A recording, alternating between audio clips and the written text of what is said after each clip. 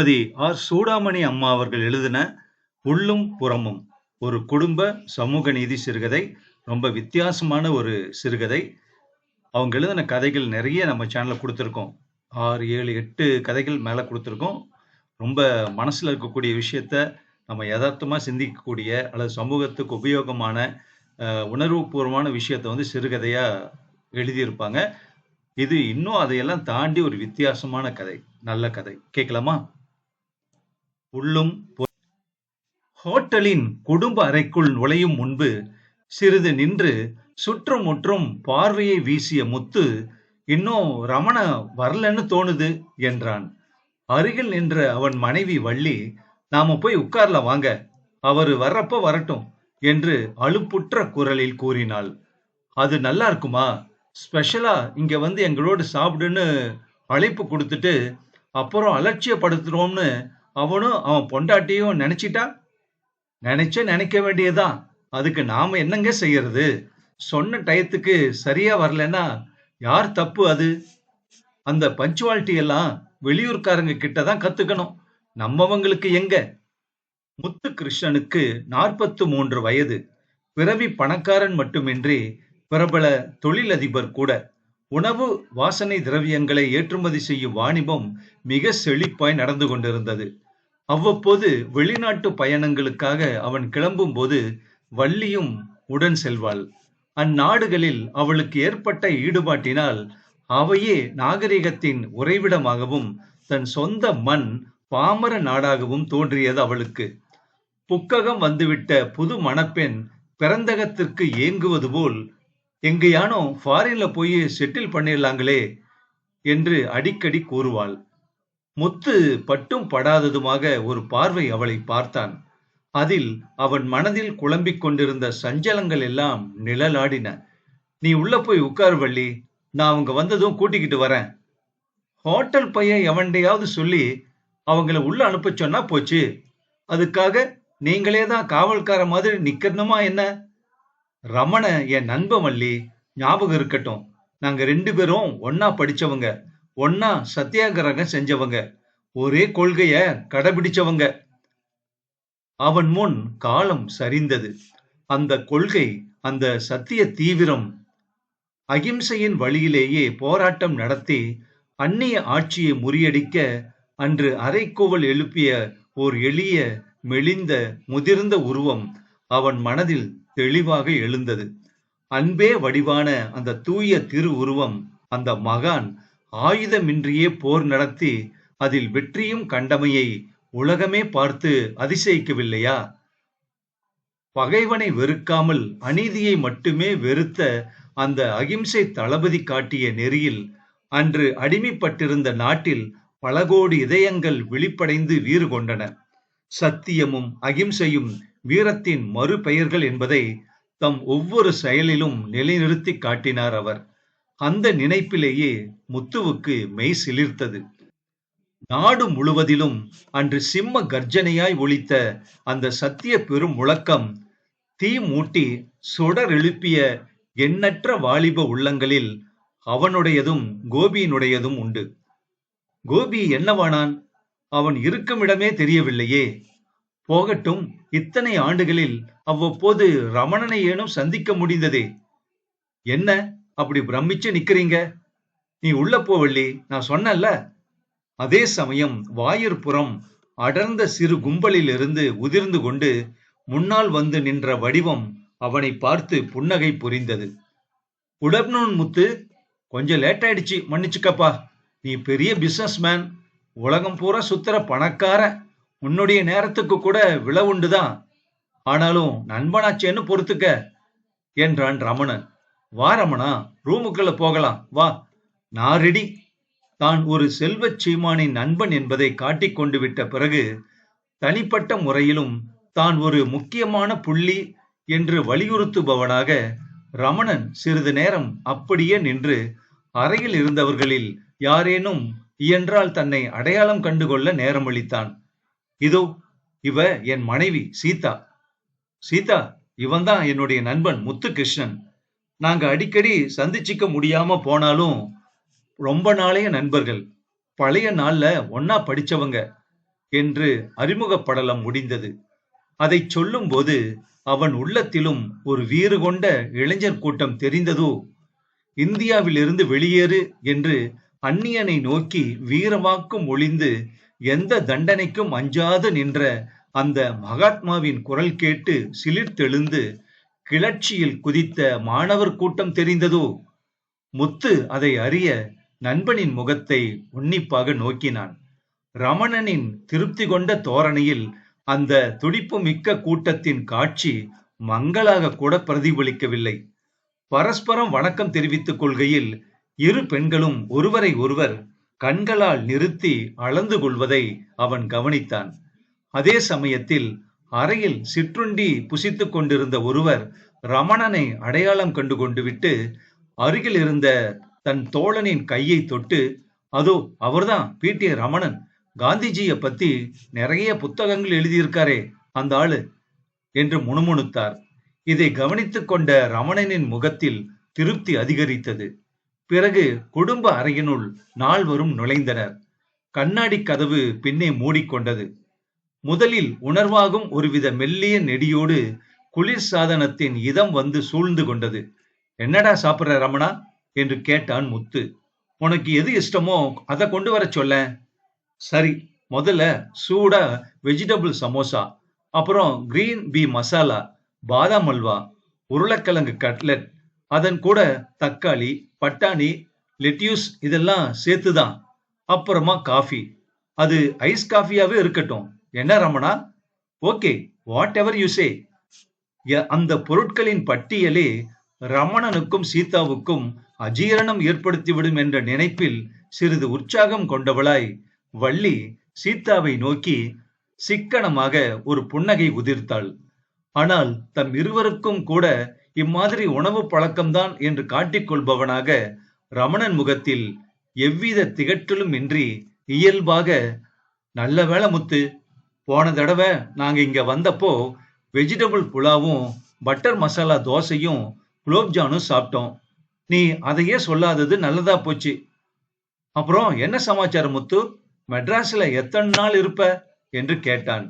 இன்னும் 2 நாள்ல ஊட்டிக்கு கிளம்புறேன்டா, நீயும் வாயேன் குடும்பத்தோட. குடும்பத்தோட வா, 4 குழந்தைகளப்பா எனக்கு என்றான் ரமணா. பரவாயில்ல, எனக்குன்னு 2 பேர் இருக்காங்க.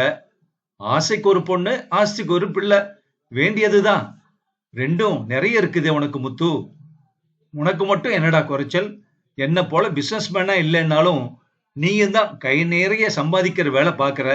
அதுவும் தவிர பெரிய எழுத்தாளன் வேற. ரமணன் மிகுந்த சிறுக்குடன் நிமிர்ந்து உட்கார்ந்தான். ஆமா, 42வது வருஷம் மாணவர்களா இருந்தப்போ நாம கிளர்ச்சி, மறியல் எல்லாம் செய்திருக்கோமே. அந்த நாள்ல காந்திஜியால நாம இன்ஸ்பயர் ஆனோம் இல்லையா? அதனாலதான் நான் ஒரு எழுத்தாளன் இப்போ. ஆமா, அவர் கொள்கைகள் ஒவ்வொன்ன பத்தியும் தான் பல புத்தகங்கள் எழுதியிருக்கியே நீ. நீ மட்டும் என்னடா சளைச்சவனா? அவரு பேர்ல எத்தனை கட்டடம் நிறுவி இருக்கே நீ. உனக்கு அதனால எல்லாம் எத்தனை புகழ் தெரியுமா? அந்த பாராட்டை கேட்டு முத்துவின் நெஞ்சம் உள்ளே குமையும் அதிருப்தியையும் மீறி உடனுக்குடன் பெருமிதமுற்றது. அப்படியா, எனக்கு புகழ் வந்திருக்க நான் சொல்ற என்றான் முத்து புன்னகையை மறைத்து கொள்ள முயன்றவாறே. ஆமாம்பா, ஆமா, நீ நிறுவிய காந்தி கட்டடங்கள்ல வடக்கே ஏதோ ஒண்ணுல அடிக்கடி ஏதாவது முக்கிய அரசியல் கூட்டங்கள் எல்லாம் அமோகமா நடத்துறாங்களாமே. அங்க நீ ஆர்டர் கொடுத்து தீட்டப்பட்ட காந்திஜி சித்திரம் கூட பிரமாதமா இருக்குதாமே. இந்த மாதிரி எத்தனையோ புகழ் மாலை உனக்கு இருக்கே. முத்துவின் புகழ்ச்சியில் வள்ளி முக்குளிக்கும் பெருமையை கண்டு அதற்கு அனைவோடும் நோக்கத்துடன் சீதா சொன்னாள், இவங்க காந்தியடிகளை பத்தி எழுதியிருக்கிற நூல் எல்லாம் எத்தனை நல்லா விக்குது தெரியுமா? ரொம்ப தெளிவா, எளிமையா, பக்தியோட எழுதப்பட்டிருக்குன்னு சொல்லி எல்லாரும் பாராட்டுறாங்க.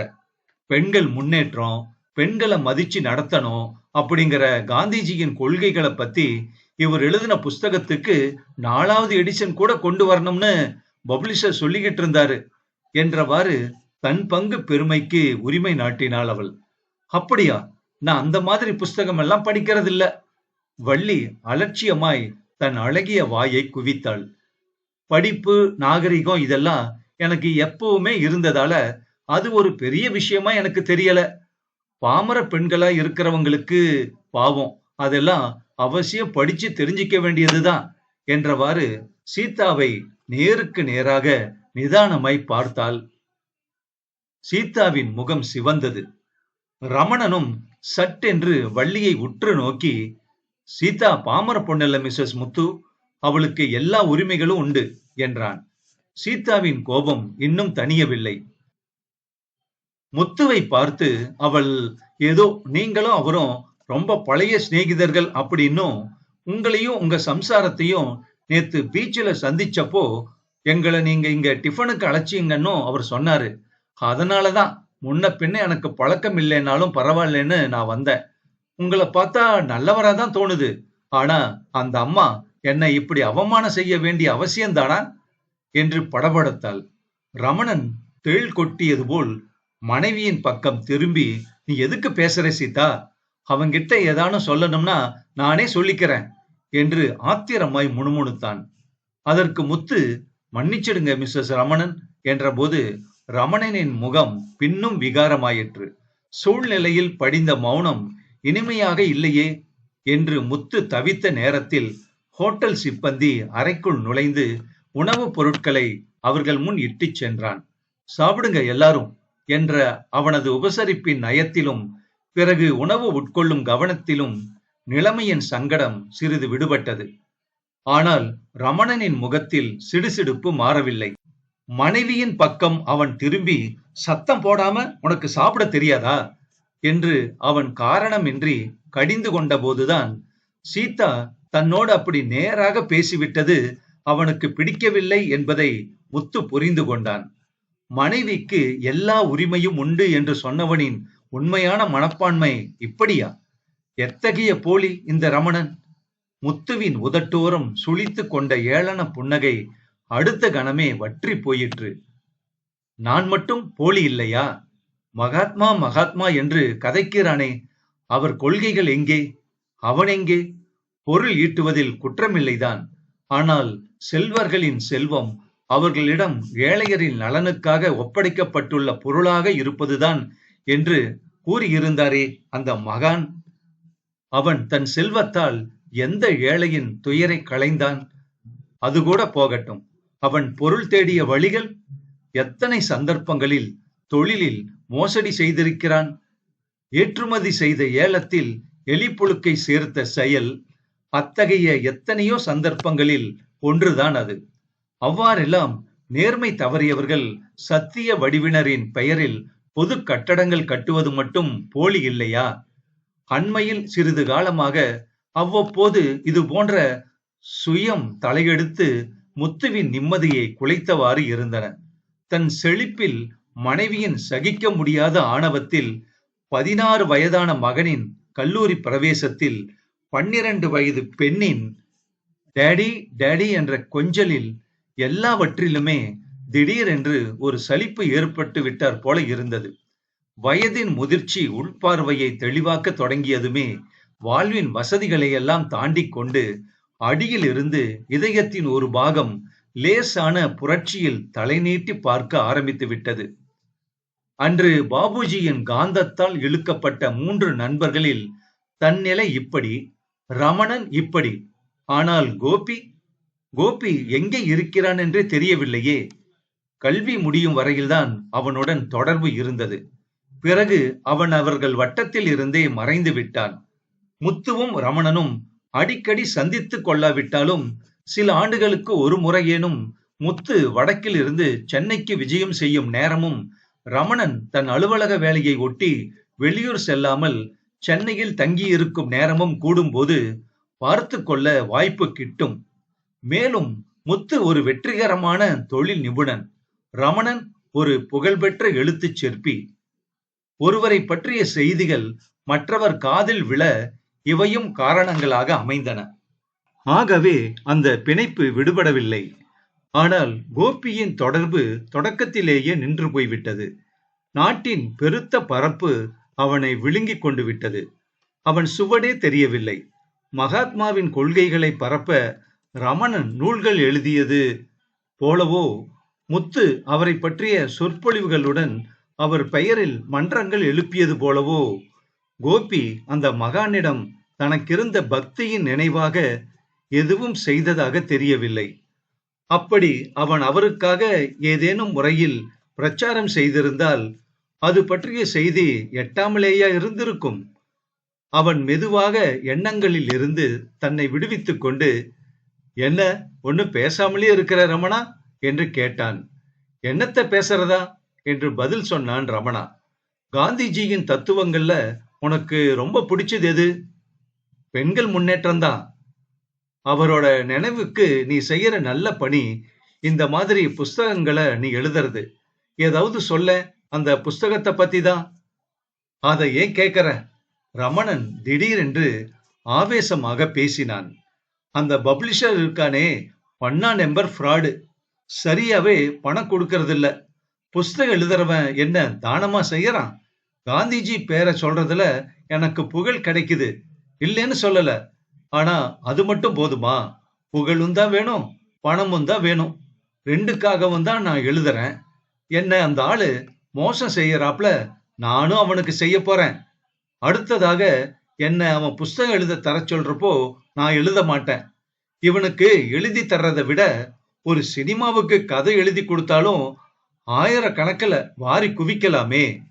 ஏதோ காந்திஜி பேரை சொன்னா நமக்கு ஒரு மதிப்பாச்சேன்னு பார்த்தா நம்ம யாருக்குமே அந்த பெயரை சொல்ல தகுதி இல்லடா என்று கத்த வேண்டும் போல இருந்தது முத்துவுக்கு. தன் நாடே ஆத்மாவை இழந்து விட்டிருப்பதாக அவனுக்கு தோன்றியது. இங்கு விடுதலை போரை முன்னின்று நடத்தியவர் ஒரு மகாத்மா. அதிலிருந்தே அந்த பேரின் இயல்பு புரியவில்லையா?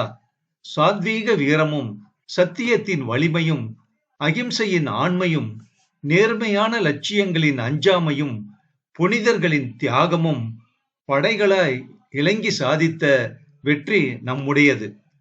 இப்போதெல்லாம் நடைபெறும் மறியல், வேலை நிறுத்தம், சத்தியாகிரகம், ஒத்துழையாமை இவற்றுக்கும் முன்பு நடந்த சாரத்திலே எத்தனை வேறுபாடு! இப்போது இவற்றுக்கெல்லாம் அடிப்படை நோக்கம் சுயநலம்தானே. ஆனால் முன்போ அந்த மகான் உண்ணாவிரதம் மேற்கொண்ட போதெல்லாம் அதன் நோக்கம் தன்னை தூய்மைப்படுத்திக் கொள்வதும் நிகழும் குற்றக்குறைகளுக்கு ஒரு கழுவாயாக நோன்பு வடிவமாய் இறங்குவதும் தான். இப்போது எங்கும் சுயநலம் மலிந்த சூழ்நிலையில் முக்கிய நாட்களிலும் கூட்டங்களிலும் சொற்பொழிவுகளில் அடிபடும் ஒரு பெயர் மட்டுமாக நின்று விட்டாரே அந்த மகாத்மா. பெரும்பான்மையானோர் அவர் கொள்கைகளை காற்றில் விட்டுவிட்டார்களே. அவர்கள் யாவரும் அவருக்கு வாய் பூஜை செய்வதை நிறுத்திவிட்டு ஒழுக்கத்தில் அவர் தத்துவங்களுக்கு உயிர் அளித்தால் இந்த பாரத மண்ணில் பிறந்த ஒவ்வொருவரும் ஒரு காந்தியாகி விட மாட்டார்களா? ஏனெனில் அண்ணலே கூறியிருக்கிறார், நான் ஏதும் செயற்கரியது செய்துவிடவில்லை, நான் சாதித்தது ஒவ்வொருவரும் சாதிக்க கூடியதுதான். ரமணன் இப்போதும் தன் மனைவியை நோக்கி சின பார்வையை அவ்வப்போது வீசிக்கொண்டிருந்தான். அற்ப விஷயத்துக்கெல்லாம் வெளியிடும் பொறாமையினால் மனைவியை அவமதிக்கும் இவன் மகாத்மாவின் பெண் முன்னேற்றம் பற்றிய கருத்துக்களை விரும்பி எழுதுகிறானாம். என்ன கேலி கூத்து இது! பெண்ணுக்கு அவர் எத்தகைய சுதந்திரம் எல்லாம் கொடுக்க வேண்டுமென்றார்? சொந்த வாழ்வில் மட்டுமின்றி நாட்டு விடுதலை போராட்டத்திலும் ஆணுக்கு நிகராய் அவள் விளங்க வேண்டும் என்றார். அவளுக்கு கல்வி அவசியம் என்றார். குழந்தைகளின் மனதை பக்குவப்படுத்தி போதிப்பதிலே அவளுக்குத்தான் முக்கிய பங்கு என்றார். அவ்வாறு பெண்மையில் தாய்மைக்கு மதிப்பளித்து போற்றியவர் நாட்டு பிரிவினையை அடுத்து நிகழ்ந்த வகுப்பு வெறியாட்டத்தின் புயலிலே கற்பிழக்கும் கொடுமைக்கு ஆளான பெண்களின் விஷயத்தில் எத்தகைய கம்பீரமான மனிதாபிமான கருத்தை முழங்கினார்! அந்த நினைவிலேயே அந்த பழைய பேய் வெறியும் அதற்கு பலியாகி நின்ற பெண் வடிவங்களும் அவன் கண்முன்னே காட்சியாய் எழுந்து நின்றன. கூட்டம் கூட்டமாய் அந்த பெண்கள் மறத்துவிட்ட உயிருக்கு சாட்சியாய் பேய் கண்டவை போன்ற விழிகள் எதிரே நிலைக்குத்தி வெறித்து நோக்கும் தோற்றம். இனி இழக்க எதுவுமே மிச்சமில்லை என்னும் கடைநிலையின் பரிபூர்ண துன்பம் நிராசையாக கவிந்து கொண்டு விட்ட சாம்பிய கோலம். அவர்களில் ஒரு பெண், அவள் பெயரை கூட பிறகு யாரும் சொன்னார்களே, என்ன அது? ஆம், மிருணாளினி. திடீரென்று உணர்ச்சி துடிப்பின் வேகத்தில் அந்த பெயர் கூட மின்வெட்டு போல் நினைவுக்கு வந்துவிட்டது முத்துவுக்கு. அந்த பெண் அதிர்ச்சியில் மரத்து போன நிலையில் அவலத்திற்கு ஒரு கண்ணாடி போல வெறும் மனித சிதிலமாக பிரமித்து உட்கார்ந்திருப்பதை பார்த்தவாறு அவனும் மற்றவர்களும் பயங்கரத்தில் உறைந்து போன இதயத்தோடு கல்லாய் நின்ற நினைவு இப்போது சாணை தீட்டிய கத்தி போன்ற கூரிய தெளிவுடன் அவனுள் எழுந்தது. அத்தகைய அபலையரின் சார்பில் அந்த கருணாமூர்த்தி எழுப்பிய நியாயத்தின் குரலும் இப்போது அவன் காதுகளில் ஒலித்தது. அவர்களுடைய குற்றம் இதில் ஏதும் இல்லை. அவர்கள் வஞ்சிக்கப்பட்டவர்கள். இவ்வாறு பலியான பெண்களை மணந்து கொள்ள இளைஞர்கள் முன்வர வேண்டும். இவன், இந்த ரமணன், மனைவி இன்னொருவனுடன் வலுவில் பேசிவிட்டாள் என்பதற்காக சினந்து நோக்கும் இந்த குறுகியவன், இவனா எழுதுகிறான் அவருடைய மாதர் முன்னேற்ற கொள்கையை பற்றி? போலி! என்ன ஒரு போலித்தனம்! ரமணன் சின்னமிட்ட போலித்தன்மை சமூகம் முழுவதிலுமே புறையோடி இருக்கிறது. ஆனால் தான் மட்டும் என்ன? காந்தி அடிகளினால் ஈர்க்கப்பட்ட அந்த மாணவ இளைஞனின் ஒளிமிக்க விழிகள் என்னவாயின? அந்த உத்தமருக்கு ஆட்பட்ட உள்ளம் வெறும் கனநேர துடிப்பாக, இளமை ஆர்வத்தின் ஒரு தெறிப்பு மட்டுமாக மாண்டு போய் விடவில்லையா? அந்த தூய லட்சியங்களை எல்லாம் மறந்து அவன் உலக வாழ்வின் புற வெற்றிகளுக்குத்தானே தன்னை தந்து கொண்டு விட்டான். அதில் உண்மை சத்து இல்லாததால் தானே இப்போது வாழ்வில் இந்த அலுப்பும் தோல்வி புணர்வும். அண்ணல் கூறியிருக்கிறார் அல்லவா, நேர்மை, சத்தியம் போன்றவைகளை ஏதோ அரிய தெய்வீக குணங்கள் என்று கருத வேண்டாம். அவை மனித பண்புகள்தாம். உண்மையான மனிதனுக்கு இயல்பாக இருக்க வேண்டிய குணங்கள் தான் அவை. அதாவது அவை இருப்பது தனிப்பட்ட பெருமை அல்ல, அவை இல்லாதவன் தான் விளங்கினம். அப்படி பார்த்தால் அவன் மனிதனாகவே வாழவில்லை. தாங்க இயலாமல் மூச்சு முட்டுவது போன்ற உணர்வில் முத்து சட்டென்று எழுந்து நின்றான். எல்லோரும் சாப்பிட்டாயிடுச்சா? போகலாமா? ரமணா, நீயும் உன்னுடைய மிஸ்ஸஸும் இப்படி எங்க கூட வீட்டுக்கு வந்துட்டு போங்களேன் என்று சொன்னான். சீதாவின் பக்கம் கவனமாய் முதுகை திருப்பிக் கொண்டு கேட்டான். வள்ளியின் முகம் சினுங்கியது. இவர்களும் என்னதான் வசதி உள்ளவர்கள் என்றாலும் தம்மை போல லட்சாதிபதி அல்லவே. எவ்வளவுக்கென்று ஒட்டிக் கொள்வது? அவங்களுக்கு எத்தனை வேலையோ என்னவோ, பாவம். நம்ம பங்களாவுக்கு வர நேரம் இருக்குமா என்றாள் வள்ளி. சீதாவுக்கு அதை கேட்டு சுருக்கென்றது. ஆமா, நாங்க என்ன வேலையத்தவங்களா? அவரு இன்னைக்கு ஒரு முழு அத்தியாயம் எழுதியாகணும். நாங்க நேரா வீட்டுக்கு போயிடுறோம். மிஸ்டர் முத்துகிருஷ்ணன், உங்க அழைப்புக்கு நன்றி என்று சீதா அவனை நோக்கி கரம் குவித்தாள். அதை கேட்டு ரமணனின் முகம் தணலாய் சிவந்து விட்டது. இவள் என்ன தம் இருவருக்குமாகவும் முடிவு செய்து ஓர் ஆண் பிள்ளையிடம் சொல்வது என்ன நினைப்போ? நீ பேசாமல் இருக்க மாட்டே சீதா? நாங்க உன் வீட்டுக்கு வரோம் முத்து. நாம 2 பேரும் எப்பவோ சந்திக்கிறோம், நிறையதான் பேசுவோமே. மனைவி மீது தன் அதிகாரத்தை நாட்டிவிட்ட பெருமையில் அவன் வேண்டுமென்றே சீதாவை பார்த்து சிரித்தான். முத்துவின் பளபளக்கும் அம்பாசிடர் வண்டி நால்வரையும் சுமந்து கொண்டு மவுண்ட் ரோட்டில் இருந்து தியாகராய நகருக்கு பாய்ந்தது. அழகிய முகப்பு வாசல் அமைந்த நாகரிகமான கட்டடத்தின் முன் கார் நின்றதுமே உள்ளே இருந்து குட்டை பாவாடையும் கழுத்தளவு முடியுமாக ஒரு சிறுமி ஓடி வந்து, டாடி வந்து பாரேன், அண்ணா கிட்ட இன்னைக்கு ஒரு காக்கா மாட்டிக்கிட்டுது என்று கிளர்ச்சி வெடிக்கும் குரலில் கூவி முத்துவின் கையை பற்றி இழுத்துச் சென்றாள். பின்புற தோட்டத்தில் செடிகளுக்கிடையே ஒரு காகம் செத்து விழுந்திருந்தது. கையில் துப்பாக்கியுடன் அதை பெருமிதத்துடன் பார்த்தவாறு மண்டியிட்டிருந்தான் முத்துவின் மகன். மேலே கூட்டமாய் காகங்கள் பெருத்த இரைச்சலுடன் வட்டமிட்டு கொண்டிருந்தன. காக்காய ஷூட் பண்ணிட்ட, செத்தே போச்சு டாடி. என்னுடைய குறி இப்போ எவ்வளவு நல்லா ஆயிடுச்சு தெரியுமா?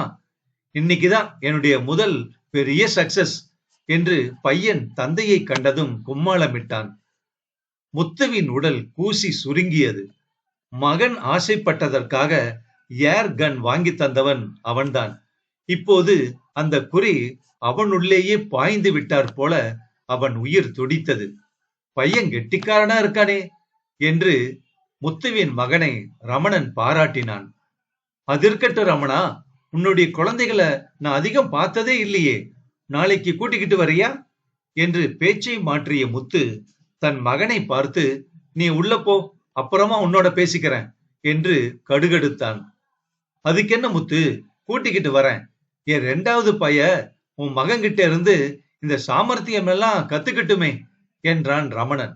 வேணா வேணா, சின்ன குழந்தைக்கு இதெல்லாம் எதுக்கு? 10 வயசு தானே ஆகுது அவனுக்கு. ஆமா, அவன் நல்லா படிக்கிறானா?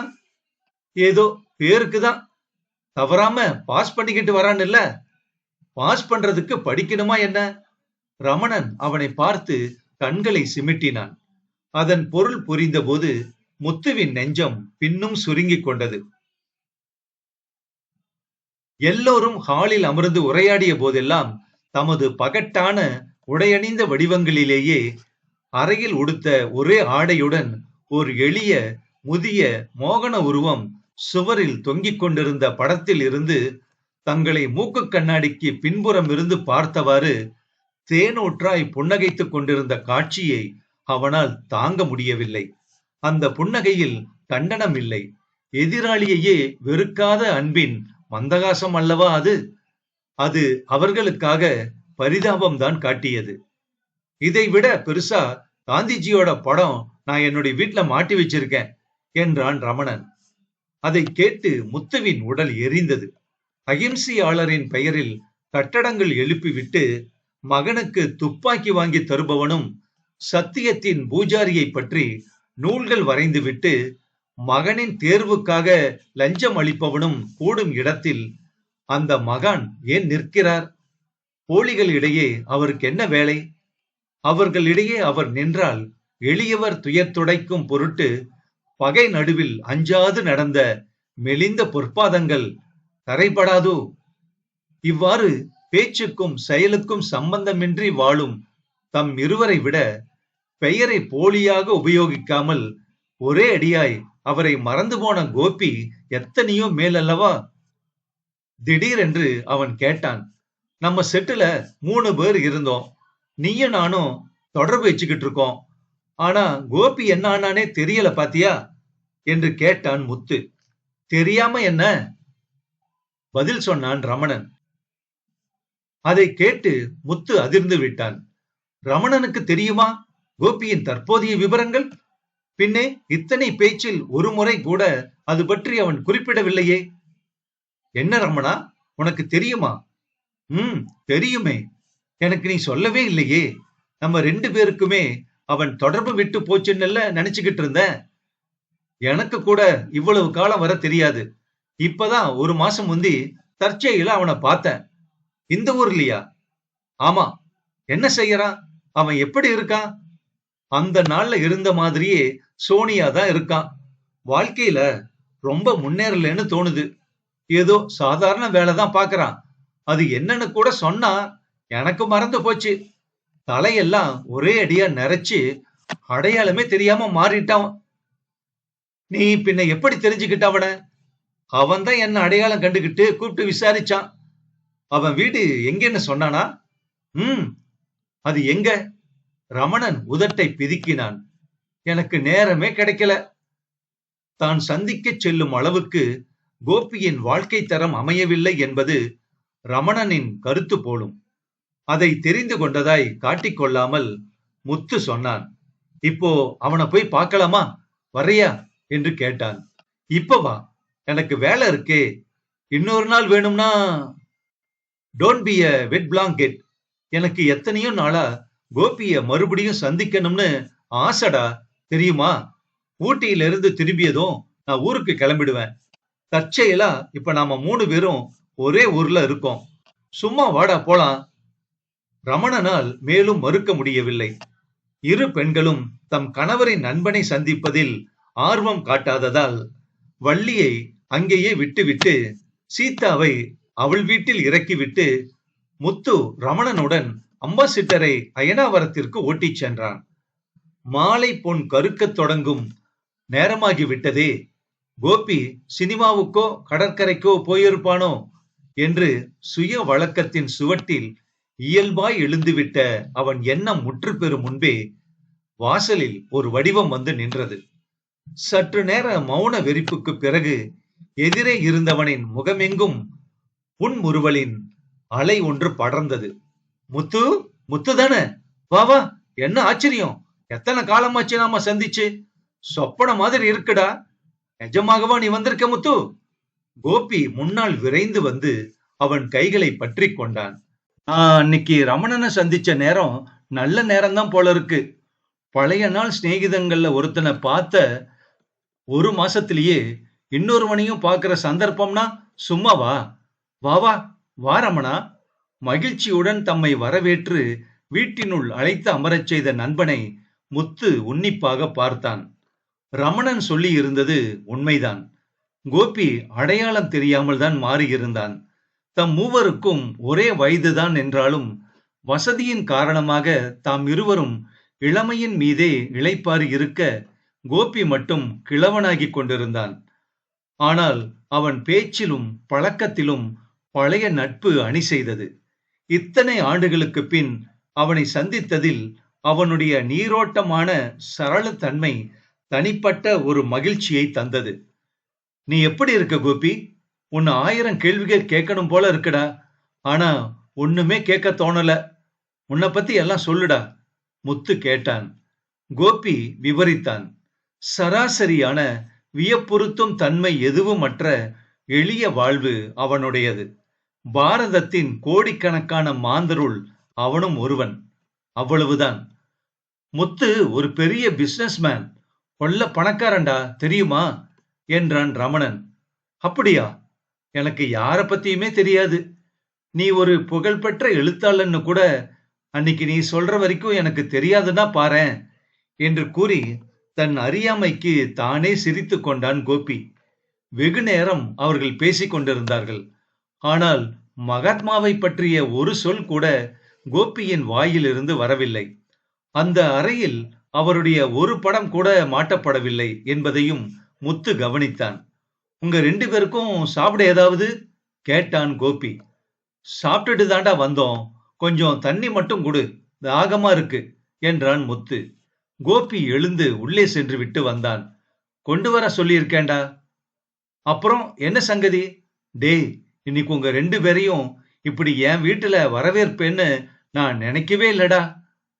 நண்பனை பார்த்து விரிந்த முத்துவின் புன்னகை சட்டென்று நின்றது. உள்ளே இருந்து வந்த ஒரு பெண் தன் கையில் இருந்த நீர் நிறைந்த டம்ளரை அவர்கள் முன் மேஜை மேல் வைத்தாள். இவதாண்டா மிருணாளினி, என் மனைவி என்றான் கோபி. முத்து பேச இயலாமல் அந்த பெண்ணை பார்த்து கொண்டே கல்லாய் அமர்ந்து விட்டான். தலைமுடி சற்று வெளுத்திருந்ததே தவிர அவள் முகம் மாறவில்லை. அந்த முகத்தை மறக்க முடியுமா? அவளத்துக்கு ஒரு கண்ணாடி போல அவள் பிரமித்து உட்கார்ந்திருந்ததை பார்த்தவாறு இதயம் பயங்கரத்தில் உறைந்து போனவனாகத்தான் நின்று கொண்டிருந்ததைத்தான் மறக்க முடியுமா? தன்னையும் ரமணனையும் போன்றோரின் உலகத்தை மகத்தான தரிசனம் ஒன்று உலுக்கி பிளந்துவிட்ட அதிர்ச்சியில் அவன் வெறும் கண்ணாய், மனமாய், உணர்ச்சியாய், உயிராய் நோக்கியவாறு இருந்தான். முத்துவின் பார்வையில் இதயம் சுரந்து வந்து ததும்பியது. துடிக்கும் இதழ்களுடன் தன் விழிகளை அவளிடமிருந்து அகற்றி கோபியின் மேல் பதித்தான். எழுந்து அப்படியே அவன் காலில் விழ வேண்டும் போல இருந்தது. இரு கரங்களாலும் அவனை தழுவிக்கொள்ள வேண்டும் போல் இருந்தது. அவன் மார்பில் புதைத்துக் கொண்டு குழந்தை போல் விம்மி அழுது ஆறுதல் உற வேண்டும் போல இருந்தது.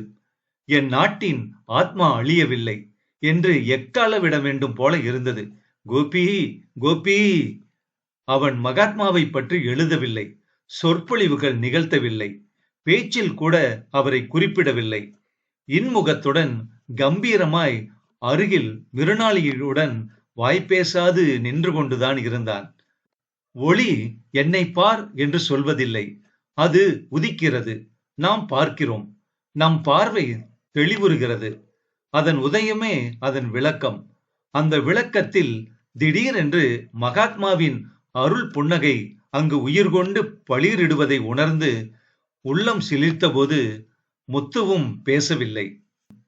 இந்த கதை 1969ல வெளியான ஒரு அற்புதமான சிறுகதை. மகாத்மா காந்தி போராட்டம் பண்ணப்போ, அகிம்சை போராட்டம், சத்தியாகிரகம் பண்ணப்போ, அதுல ஈடுபட்ட 3 இளைஞர்கள் பத்தின கதை. அதுல 2 பேரு முத்துவும், ரமணனும் எப்படி மாறிட்டாங்க, காந்திய கருத்துக்கு முரணா, எப்படி தன்னுடைய வாழ்க்கைய மாத்தி கொண்டு போயிட்டே இருக்காங்க, அதனால எப்படியெல்லாம் வசதியா அங்க இருக்காங்க அப்படிங்கிறதையும், அதே மாரி அடுத்தது 2 பேருமே சேர்ந்து அவருடைய இன்னொரு நண்பன் கோபிய சந்திச்சு, அவன் வாழ்க்கை எப்படி இருக்குங்கிறத பார்க்கிறப்போ வசதியா இல்ல. பார்த்தா கிழவன் தோற்றம். மேற்கொண்டு அவர் காந்திய பத்தியும் பேசல. அவருடைய புகைப்படம் கூட அவரோட வீட்ல இல்ல. ஆனா காந்தி சொன்ன அந்த கொள்கைய, அவர் சொன்ன அந்த அறிவுரைய கேட்டு, ஆ மிருணாளினிய கல்யாணம் பண்ணிக்கிட்டாருங்கிறத வந்து ரொம்ப அற்புதமா இந்த கதையில சொல்லியிருக்காங்க ஆர். சூடாமணி அவர்கள். உள்ளும் புறமும் அப்படின்னு சொல்லிட்டு அற்புதமா இந்த கதைக்கு குடுத்திருக்கக்கூடிய தலைப்பு மிக பொருத்தம். உள்ள நாம எப்படி இருக்கோம்? நம்ம எண்ணம் என்ன? ஆனா வெளிய நம்ம நடந்துக்கிற முறை, அது எல்லாமே எப்படி மாறுபடுது அப்படிங்கிறத ரொம்ப அழகா, ரொம்ப நீட்டா சொல்லியிருக்காங்க. எனக்கு ரொம்ப இந்த கதை புடிச்சது. இந்த கதை பத்தின உங்க கருத்த பதிவு பண்றீங்களா?